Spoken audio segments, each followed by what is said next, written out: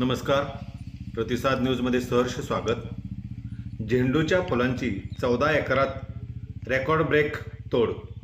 सातारा जिल्ह्यातील ऐतिहासिक रेहमतूर नगरीतील प्रगतशील शेतकरी वैभव माने यांनी टपोरा भगवा झेंडू याची लागवड केली आहे. भारतात प्रत्येक सणाला झेंडूच्या फुलांची मोठी मागणी असते.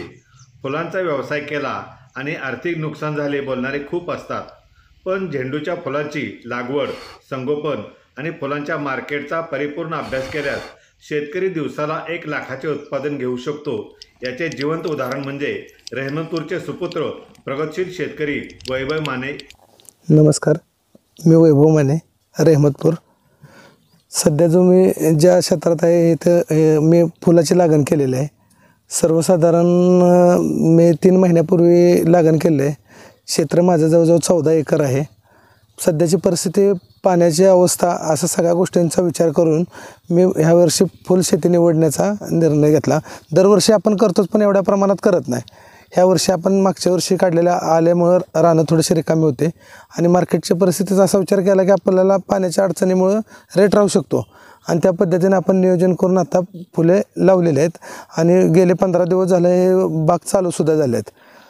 बाजारचा विचार करता ह्याला कमीत 140 ते 80 असा दरम्यान मला रेट मिळालेला आहे. चालू परिस्थितीतसुद्धा 80 रुपये आत्ता दर आहे आणि सगळ्या क्षेत्रांच्या कॅल्क्युलेशनप्रमाणे डेली आपला 1 टन 1.5 टन असा माल निघत आहे.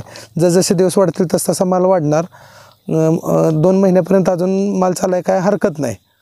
आणि बाजारभाव जरी 40-50 रुपये असा सरासरी राहिला तर एकरी ह्याचे 3 लाख 3.5 लाख रुपये व्हायलासुद्धा काय अडचण येणार नाही. सर्वसाधारण तसा विचार करता तर फुलशेती ही ऊसाला वगैरे पर्याय चांगला राहते आणि बाजारभाव जर गावला तर ह्याच्यापेक्षा सुद्धा पैसे चांगले मिळू शकतील.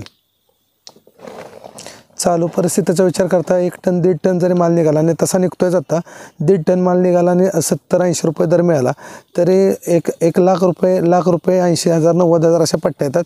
खर्च जाता 70-80 हजार रुपये डेली आता चालू आहेत.